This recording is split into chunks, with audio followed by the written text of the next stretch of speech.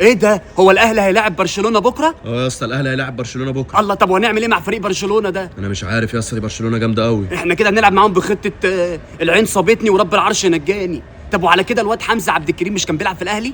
دلوقتي هو بيلعب في برشلونه، يجيب جون فينا عادي؟ طبعا مش فريقه. الله، ونهون عليه؟ عادي يا عم نهون عليه. ازاي؟ ده احنا اللي ربيناه. تصدق لو جاب جون فينا هكلم حسام حسن ما يلعبوش تاني في المنتخب، لان كده غلط على الله. ده احنا نعمل ايه مع الواد لامين يامال وبدري والعيال دي؟ احنا هنتبقلش يا اسطى. ده احنا هنبقلش بس خلي بالك، الاهلي ما بيهموش حد، الاهلي ما بيهموش حد، وهنخسر 3-0 بالراحه، قصدي هنكسب 3-0 بالراحه. بس يا رب بقى يلعبونا تصدق حتى لو لعبونا بالناشئين هيمسكونا. لا لا لا لا، انا واثق في الاهلي، واثق فيه واثقه مبتا، بس مش مع برشلونه. برشلونه ممكن تبقى ان شاء الله هنكسب، ان شاء الله هنكسب باذن الله. هنلعب بخطه العين صابتني ورب العرش نجاني، وان شاء الله هنكسب. واحده هدم واحده ضربه جزاء، هنخلص الماتش ان شاء الله، هنقضي على برشلونه.